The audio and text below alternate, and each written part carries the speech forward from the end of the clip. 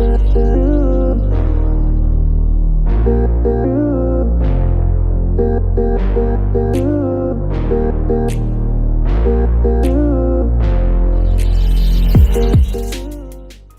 everyone and welcome back to Becoming Her. Today I'm going to be doing a Q&A that I posted on my Instagram story a couple weeks ago.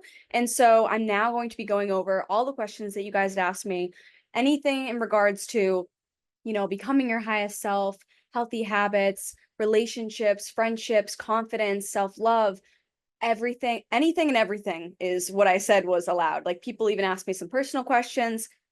Absolutely anything is allowed. So I'm going to be going over those today. So the first question is, would love to hear more about your routines and how to create a healthy one.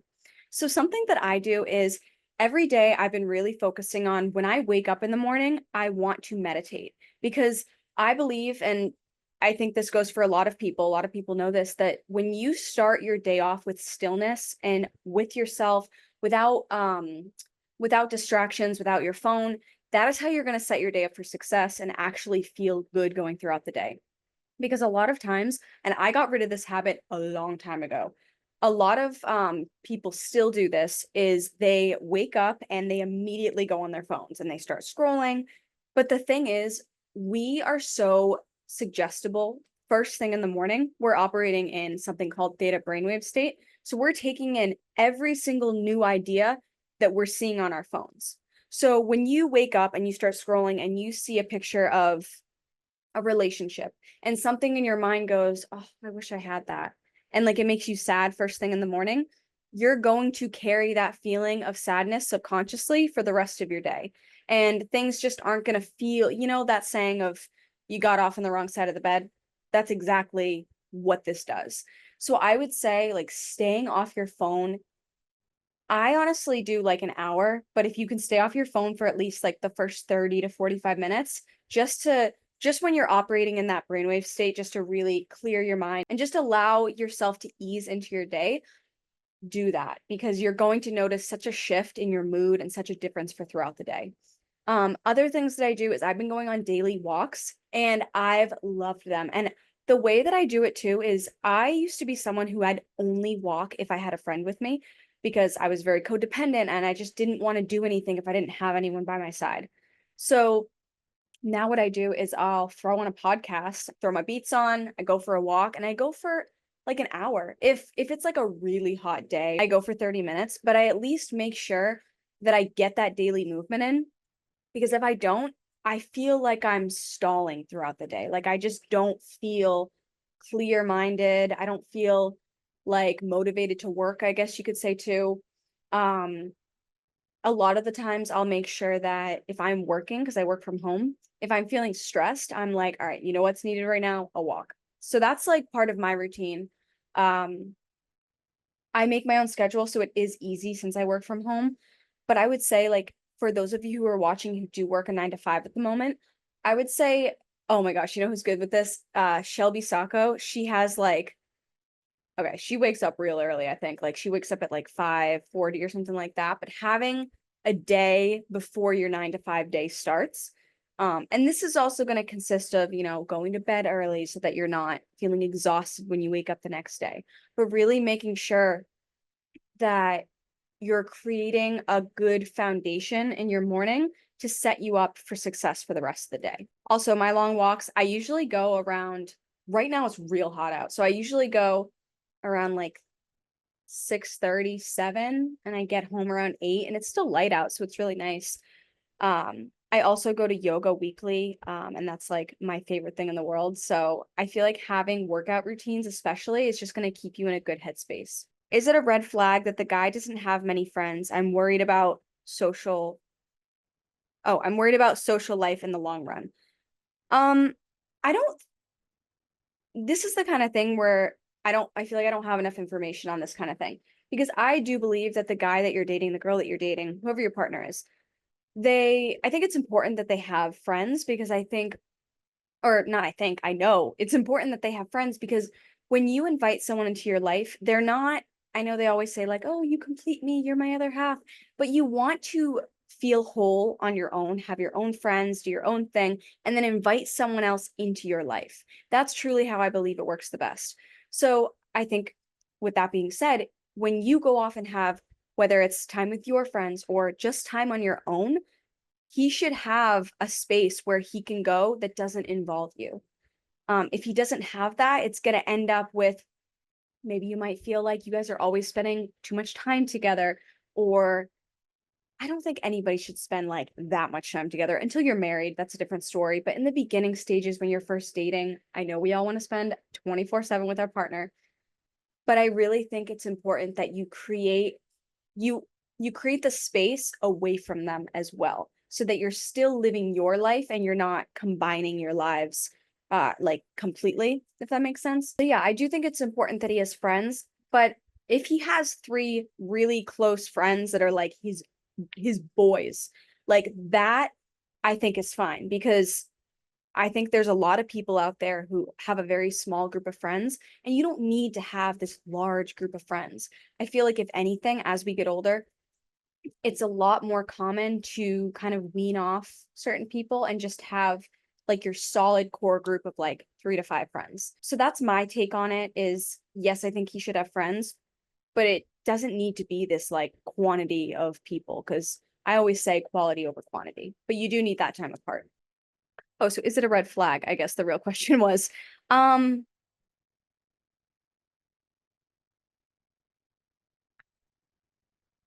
I don't,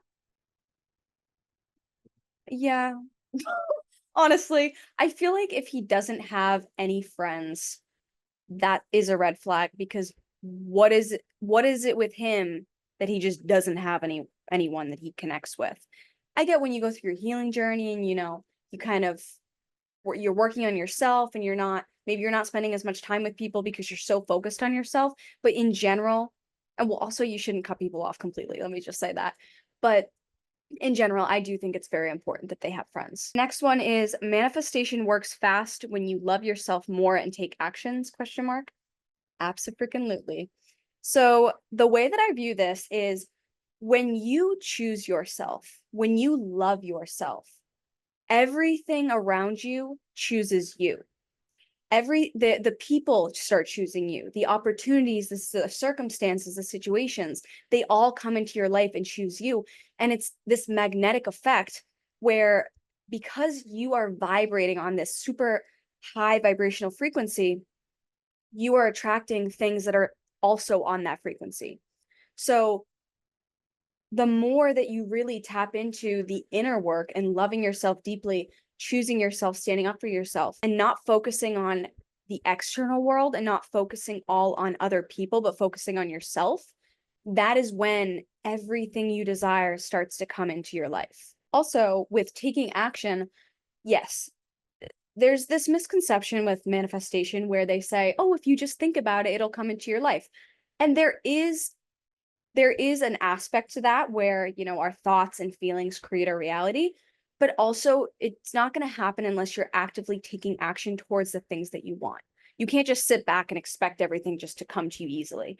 Well, okay, but then there's this other side of me that's like, I like to say the affirmation, everything I want comes to me easily. That's just, I say that because it's a way of allowing that energy to flow to you more easily, but you do need to actively be taking some form of inspired action. Because when you start taking inspired action, and this can look like the smallest of action steps, you allow the space for the universe to co-create and actually bring in your manifestations, your desires, because you're actively working towards it, and you believe that you already have it. You believe it's already on its way to you.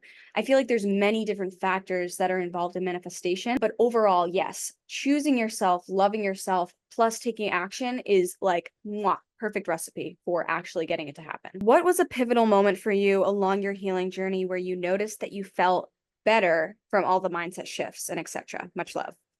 So I would say this is going to be the simplest thing, but it's the most pivotal thing, that when I first started my healing journey, this is the first thing I did. And I will always go back and, you know, say all good things about this.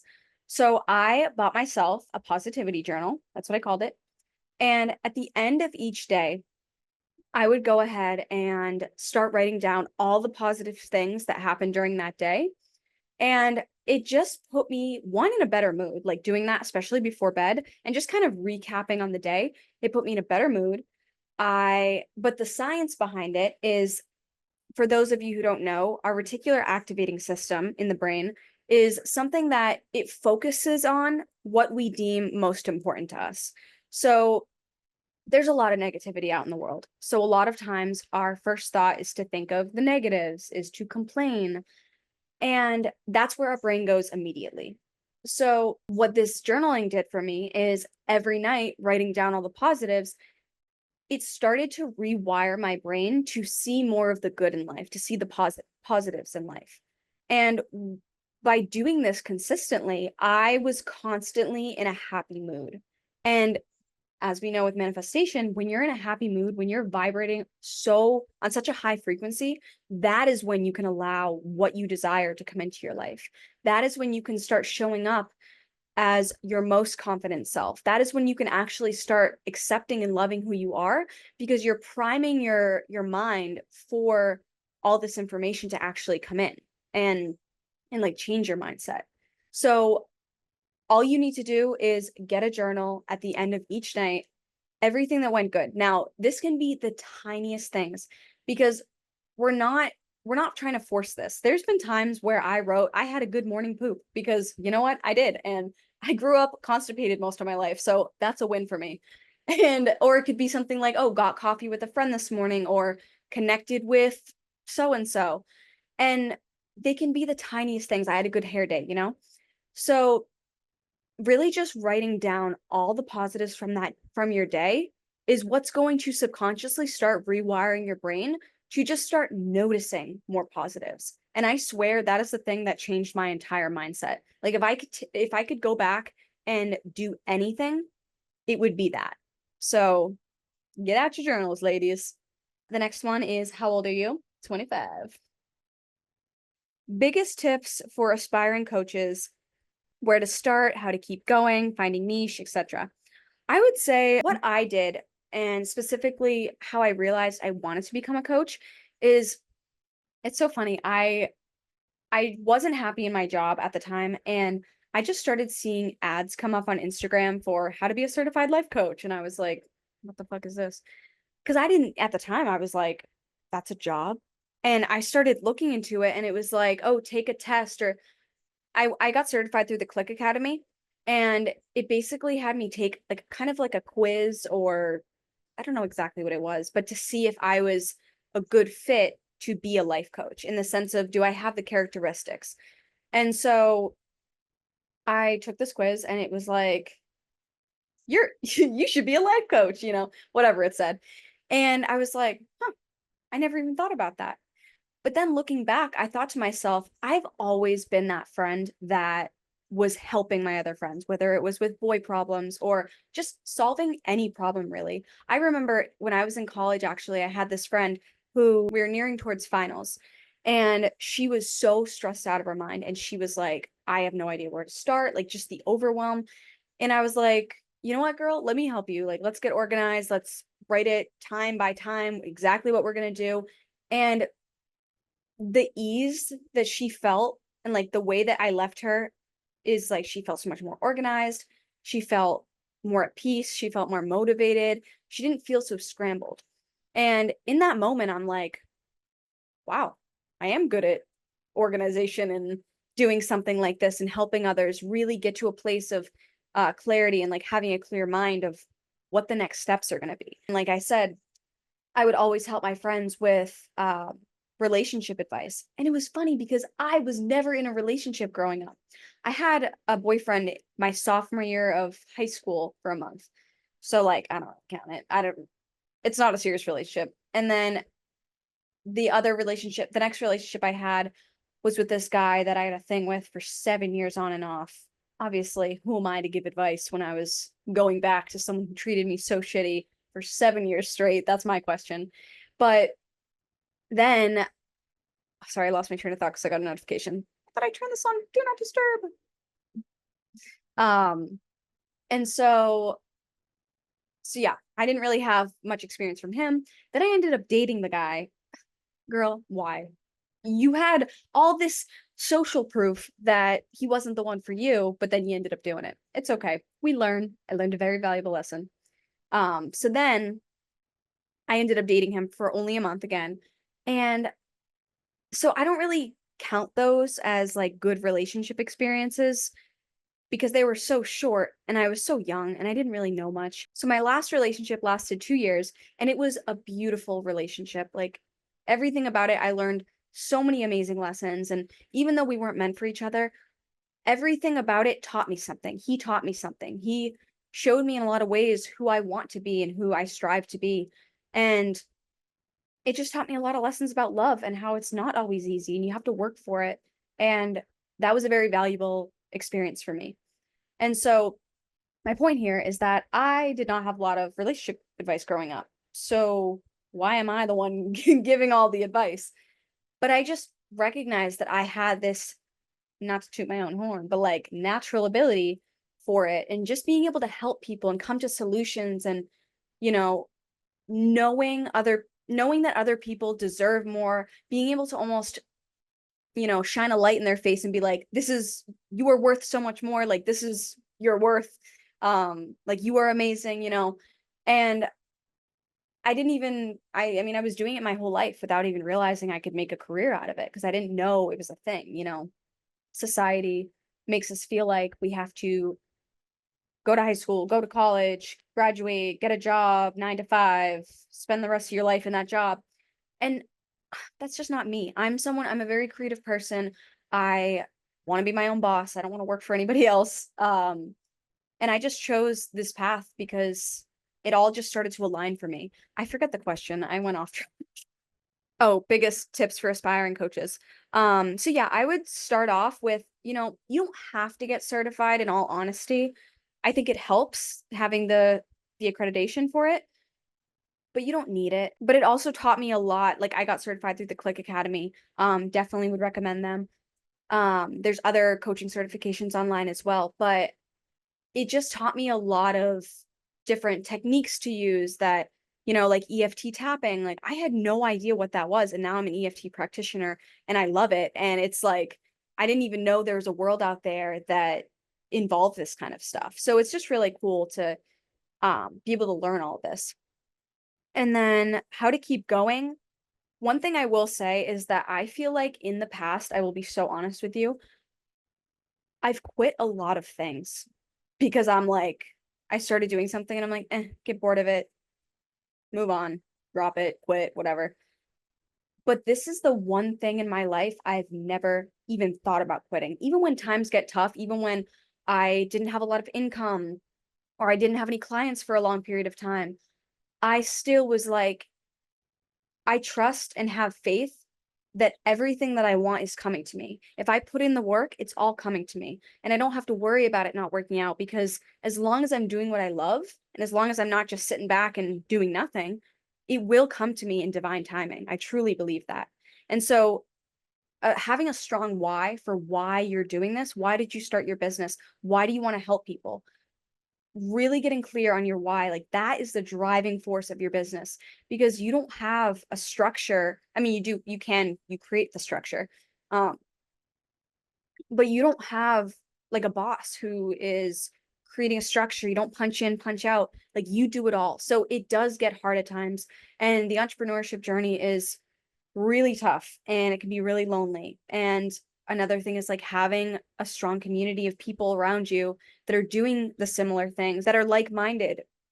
Just having a group of people that support you, even if your family supports you, having people that are doing the same thing as you is so crucial in order to like keep moving forward and feel motivated by it all. And then finding your niche. So I always say, and I think this is like what other people suggest as well, a lot of the times your niche will naturally fall into place just by focusing on or just by thinking about what did I need help with when I was younger? Because something that I really struggled with was confidence when I was younger. I was this really shy kid, put people on a pedestal. I didn't think I was good enough. I always was falling for guys who just didn't care about me and didn't like me back. And there were times where I didn't even think I was pretty because I straight up had a girl tell me, "You're really funny, but you're not that pretty." And I was like, What the fuck? Kids are mean. But all in all, it's really important that you focus on, like, what did my past self need? Because if you're passionate about that and you got yourself through that, you are the testimony. You have the exact tools necessary to help somebody else out of that situation because you got yourself out of that situation. And that is more powerful than anything you can possibly do. So that's what I would say about, like, if you want to start off with, where to start with being a coach. And it's such a fulfilling and rewarding job. Like, I would not want to do anything else. The next one is how to make clear decisions and not in a confused state, not worrying about the outcome. I would say, coming from someone who used to struggle with decision making, is really just, I just was on a podcast or a live earlier with my friend Mallory, and we talked about higher self and like how to get into that state. And I think tapping into your higher self is a huge aspect in decision making. A lot of people struggle with decision making. A lot of people think that it has to do with not trusting yourself and your abilities, and that your answer, your opinion will be the right one. And looking outside of yourself and looking to the external world and external people for them to make your decision for you. But at the end of the day, nobody knows you like you do. So how are you going to let somebody else make your decisions for you when you know exactly what you want? And some of you might be thinking, but I don't know what I want. Like, I genuinely get into a state where I have no idea what decision to make. Depending on the situation you're in, depending on the circumstances, I would say getting quiet. Like, whether that be meditation, whether that just be like taking a moment of stillness for yourself and just weighing the options, just saying to yourself, do I want to do XYZ? Or how can I figure out whatever it is? Like, asking whether it's God, the universe, your higher self, whatever, in my opinion, like, higher self is connected to those things. But whatever you believe in, like source, whatever, really quiet your mind and ask yourself these questions, because 9 times out of 10, you're going to get an answer. The only difference is the answer might be scary, and you might get an answer and might think like, oh, but I don't know. And you might start questioning it because your conscious mind wants to go, "Mah, mah, mah, mah, mah." And just, it's going to take a lot of awareness, observing, just really listening to your inner voice. And that over time is how you're going to build trust with yourself in order to continue making decisions. And a lot of the times you can think, if it's something like not too basic and it's like a big life choice, you can ask yourself, well, what would my higher self do? And like weigh the pros and cons and understand that. If it has to do with what shirt should I wear, that's the kind of thing where the only way we're going to get better at decision making is, like I said, practicing and tapping into your intuition and being like, this morning I decided on between wearing this or wearing a blue shirt. And I love the blue shirt, but I like held it up to my face and I just felt like, I don't know, my makeup feels a little bit off in color with the shirt, but I love it. So that's where I was like, fuck, what decision do I make? But then I was like, Maggie, trust yourself. And I looked at it and I was like, I feel more called to the white shirt. And I put on the white shirt. And it seems like, how do you do that though? Like, it can't be that easy. It really is that easy. It's just a matter of practicing, because trust me, I was the worst at making decisions. But now I've gotten the habit of, when people ask me something or I ask myself something, I ask myself questions all the time. And I'm like, this or that. And something you can do too is just say 5, 4, 3, 2, 1. Give an answer. Doesn't matter what you choose, that is your answer. You might give the answer and say the white shirt. And then all of a sudden your conscious mind's going to start chattering, being like, oh, but do I really want that? Throw that out the window. You want the white shirt. That is what your intuition, your gut instinct said to you. So that's what you're going to do. And don't fall back on, maybe it's the other answer. Just go with it. You can't be wrong. Whatever decision you make is going to lead you to the next step and the next step and the next step. And if it's the wrong decision, you learn for next time. But you can't get upset with yourself for choosing wrong. You just have to accept this is what I chose. I'm going to trust myself in this moment. And I am an affirmation I love is saying, I am divinely protected. I am always divinely protected. No matter what decision I make, what move I make, I am always protected and everything is always going to work out exactly as it's supposed to. You can't be wrong. You can't. It's the only time you'll hear me saying you can't. How to follow healthy attachment in early dating phase. Okay. This is the best thing I've ever done. When I first started dating my ex-boyfriend, it was such a healthy relationship because we obviously wanted to spend time with each other. But like I said, I think it was in the beginning of this episode, I said this, having that space to do your own thing, not texting 24/7. Yes, you're going to want to, but just think about in the olden days, back in the day, people didn't have phones. They didn't have FaceTime. They only saw each other in person. And I think that our society has kind of ruined dating in a sense of constantly texting. I used to say to my ex, I'd be like, we Snapchat all day long and we talk all day long. And then by the time I see you at the end of the day, I'm like, we just talked about everything in our day. And not that we can't continue having things to talk about, but it kind of ruins the surprise element. And I feel like that kills a lot of love, and not love, but like the spark and like the excitement of a new relationship. So I would really say like focus on giving each other that space and also not being so attached. And this comes with a lot of awareness of knowing, are we texting all day long? Text them and be like, I can't wait to see you later today. And if they are like, she's not going to text me all day, what? Then move on. You don't need them. It's insecure energy. But I think that would be like my healthiest advice for the beginning of, or like early in the dating phase. That's like if you're actually boyfriend and girlfriend. If you're just dating, if you're just going on dates, don't get too attached. Because when you get attached, that's when, I always say, like, lead with your heart, obviously, like, be yourself, but don't get too attached. Like, be open to if this is meant for me, it will be. Nothing that is for me will pass me. So just knowing that, the first thing that comes to mind is like chill girl. Like, it sounds silly, like that whole idea of like, oh, be the chill girl. But in a sense, like, love deeply, but in the beginning of dating, like, just be yourself, do your thing. Don't like the best way to describe it is don't make them feel suffocated because that's going to push them away and it's going to feel like they're like, oh shit, wait, do I want this? And that might not be who you are, but that might be coming from a place of insecurity and control and that anxious attachment style of this needs to be mine. I need to control it. So I would just say like, try to stay detached, but also not in a way that you're like, I don't have any emotion, like, what's the word? Oh, like emotional unavailability.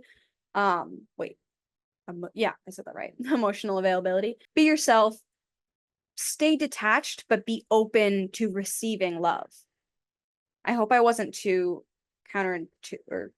I don't know what the word is. I hope I wasn't too hypocritical with both of those. The next one is date doesn't have the same sense of humor or interests as me. I'm worried this will bore us in the long term. Yeah, if they don't have in my opinion, just really feel into how does it feel when I'm around him? Because you don't have to have everything be the same. If anything, like sometimes opposites attract.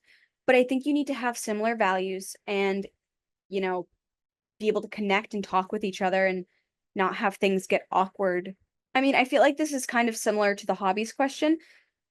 You want to have different interests, but you also want to have some of the same interests where you can come together, but also where they can come apart and go do their own thing and live their own life.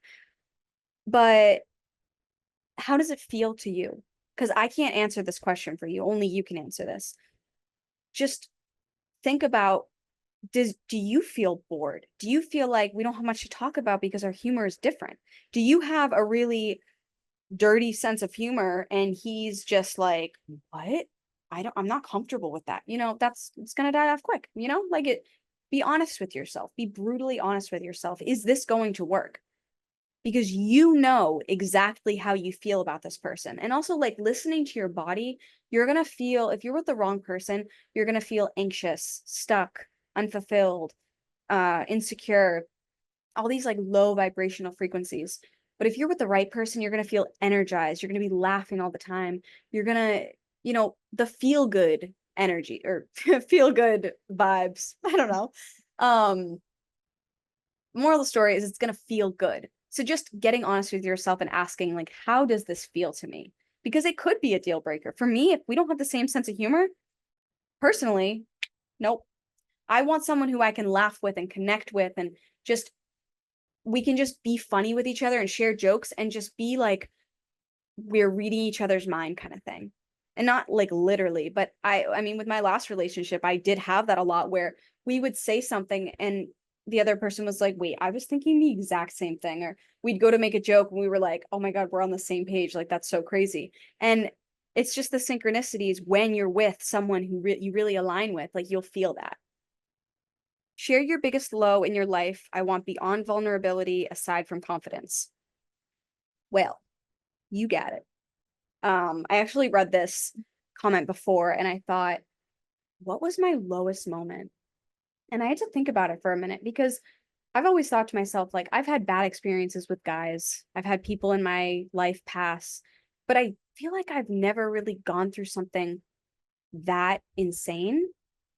But then I remembered this one thing that it is I mean, it was all right, sorry, you said aside from confidence, but this is crazy. This is probably the lowest I've ever been in life. It was when I how do I start the story? I was on my confidence journey and it was actually right before I started my confidence journey. So back in 2020, I was in a relationship with not my previous ex, but the one before that. And when we broke up, it destroyed me. That wasn't the only thing that I was going through though. It was like so many different things, like one on top of the next. I was going through a breakup. I had TMJ so bad. For those of you, wait, I don't know what it's called. Temporomandibular joint dysfunction. Yeah. So I had that. And basically over the years I got like elbowed in the face. I got jostled on an amusement park ride. And I just kept throwing my jaw out of place. Like it was so bad and it just kept getting worse. And I didn't see a chiropractor soon enough. And so if you ever feel issues with your jaw, please see a chiropractor because I just went way too late in the game and it ruined a lot for me. So I went to this chiropractor and I ended up having her work on my jaw. And a lot of the things she told me was like, stop eating bagels, stop eating like anything hard that it's hard to chew, and you have to sleep on your back. And I'm like, girl, sleeping on your back is for psychopaths. Like, absolutely not. I couldn't fall asleep.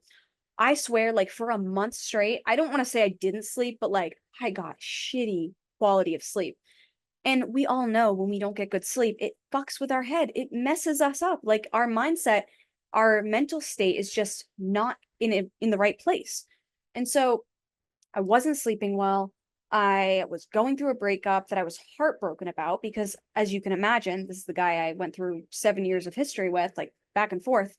Like that'll fuck you up. That it was so long, unnecessarily long, but it caused a lot of issues for me growing up and like how I felt about myself. And I don't want to say like I blame him because obviously it's just the situation. Like when you deal with someone that doesn't want you and he was playing games, but anyway, we won't get into it.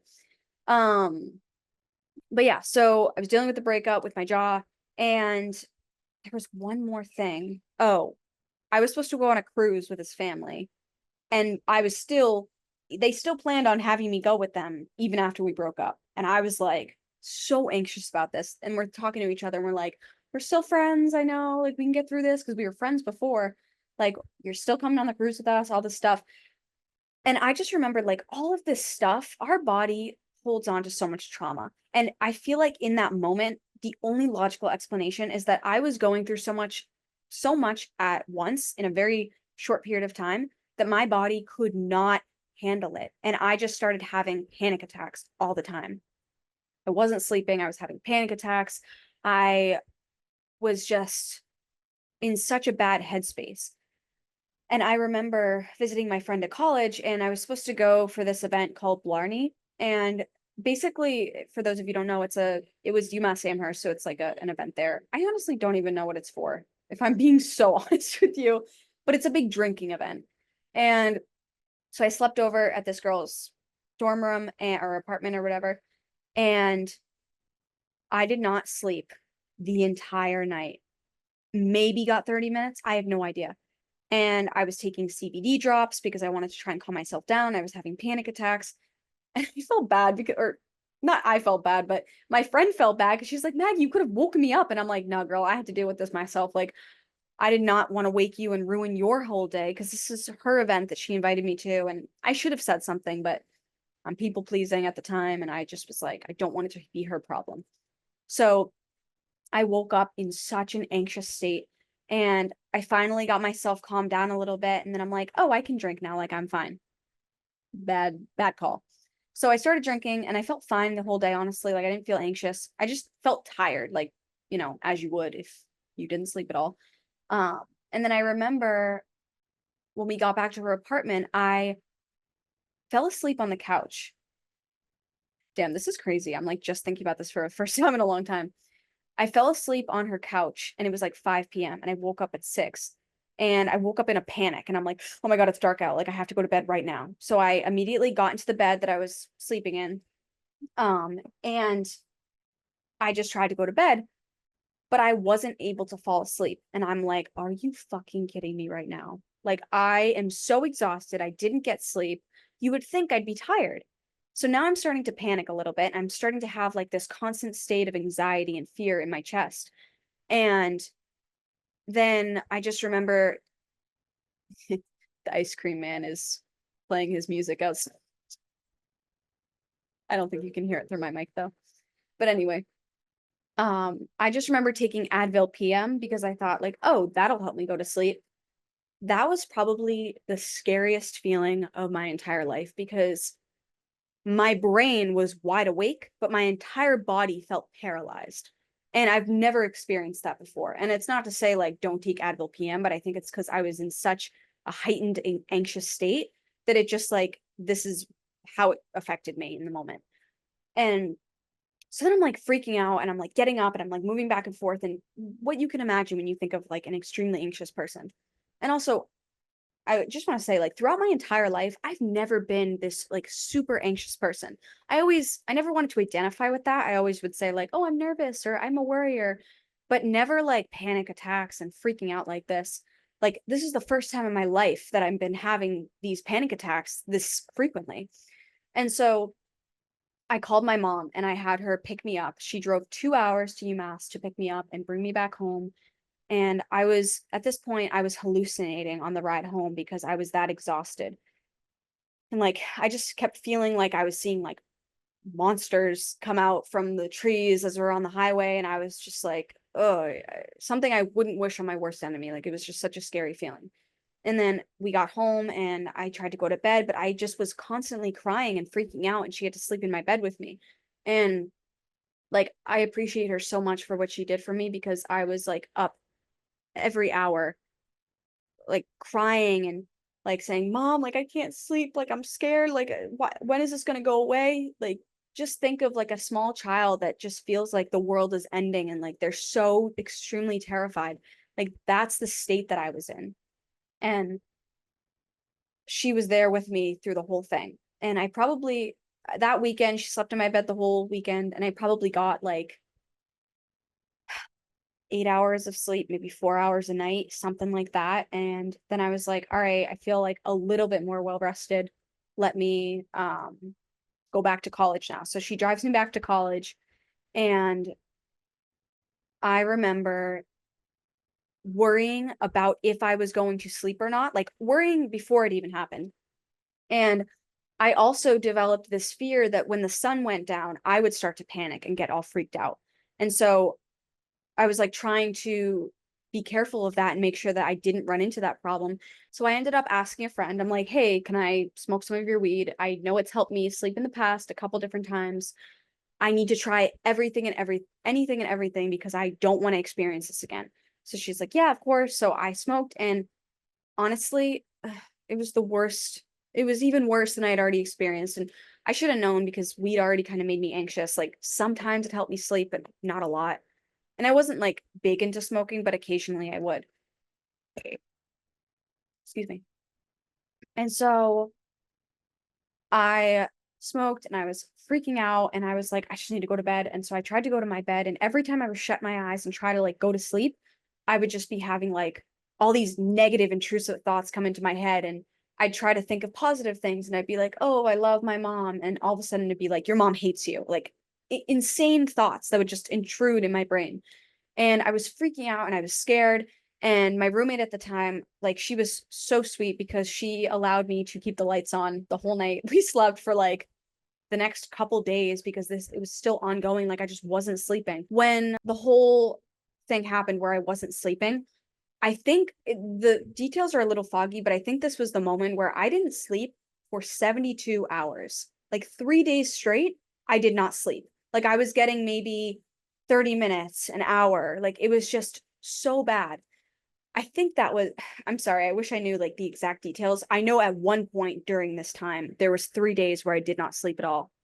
And that's when I like started hallucinating and I just like was not in a good mental state. It just like it fucked me up. And for a long time, I couldn't even speak about this conversation, like this whole thing, without crying because that's how emotionally triggering it was for me. So I go back to school. I'm trying to sleep. I can't sleep. I ended up going back home basically. And this is when COVID hit because of course, the time where I'm like, "Mom, I need you to pick me up. I need to go home." I was just planning on going home like for the weekend. I think I made it a week at school.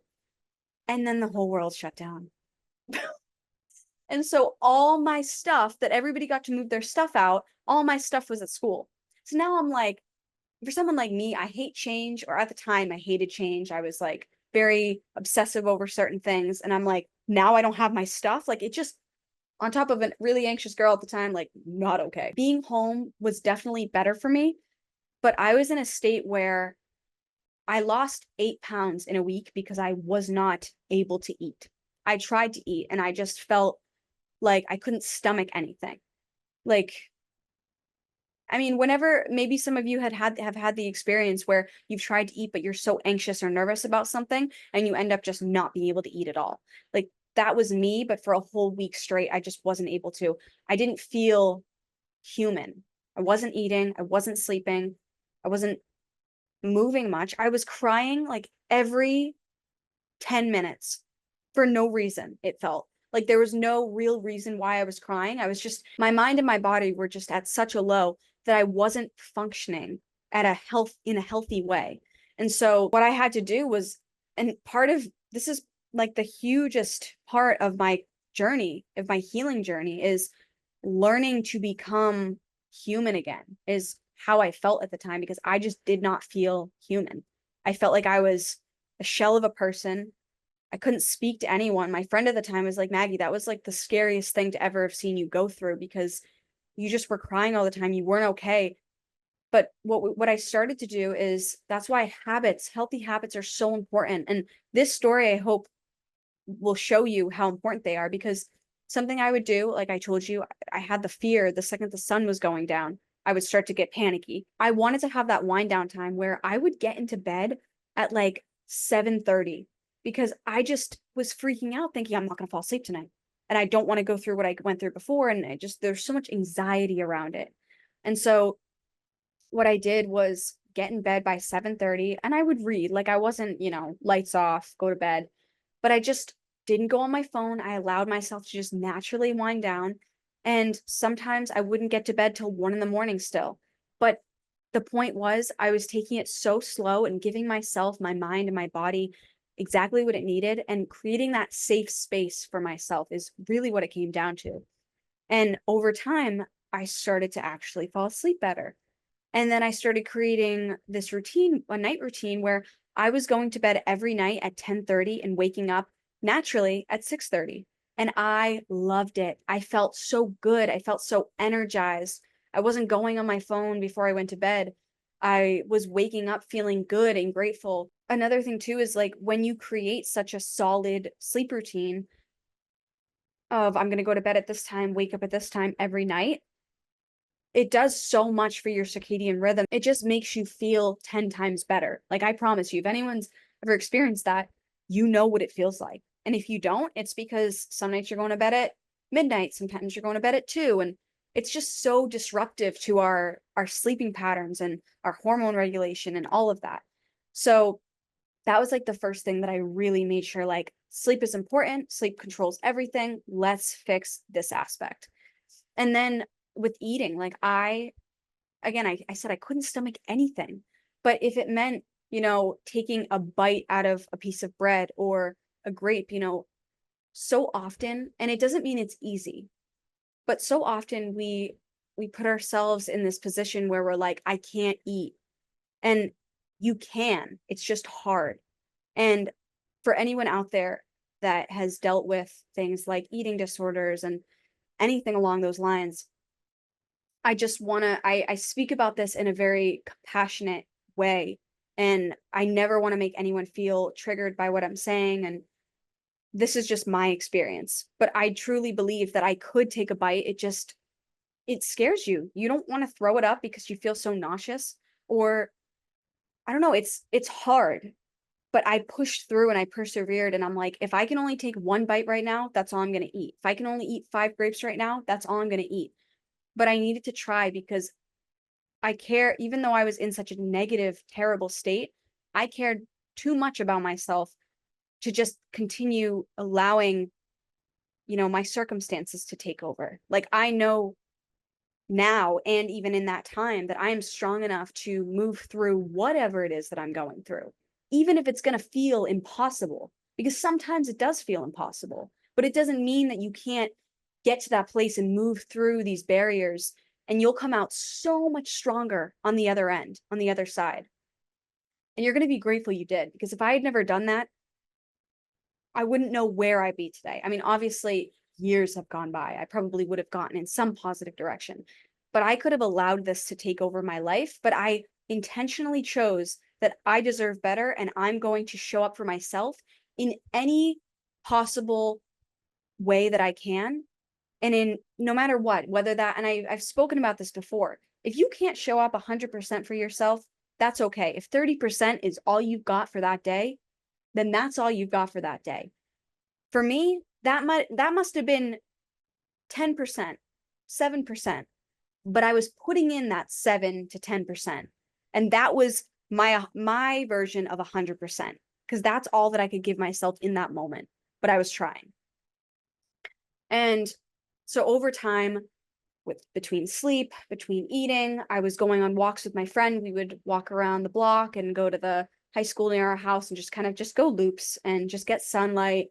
And it really comes back to the basics of like sleep, hydration, nutritious foods, movement, sunlight. Like when I say these basic things are crucial to getting yourself out of a funk or improving your life in any possible way, I hope this story specifically shows you that that's how freaking important they are, because they can change your life. And it's like a 360 or 180, 360, 360. So yeah, and over time I got better and I started looking into self-improvement more. And that's when I really started, like, that was part of my healing journey. And then I started working with the mindset work and the journaling and meditating and being like, I'm going to get myself out of this. I'm going to heal myself from my breakup. I'm going to love myself unconditionally, choose myself, feel confident in myself and my abilities. And from there on, it just continued. I continued to up level because I didn't allow my circumstances to beat me down to the ground. I may have been on the ground for a minute, but I allowed myself, and I was there for myself, holding my hand the whole time to get myself back up. Damn, that was intense. Like, but yeah, that was definitely probably my lowest point in life because I didn't feel like myself. And now to feel what it feels like to be myself, and I'm so grateful that I get to live my life every single day because I know what it feels like to feel like you're not alive. Like that's how it felt. So, and I'm grateful that I'm able to tell this story now with empowerment behind my voice rather than allowing myself to just, I allowed myself to cry and feel sad, and it was tough. But now I have empowerment behind it. And I share this with you to show you guys that no matter what you're going through, you can get yourself out of it. You really can. It'll take some time, but you can do it. And I believe in you. This was fun. I actually kind of want to do this more often because I feel like just kind of being able to answer different questions on all different subjects is actually really cool. And I really enjoyed it. So yeah, this was an awesome episode. I hope you guys were able to take something away from this and really learn something useful for the future.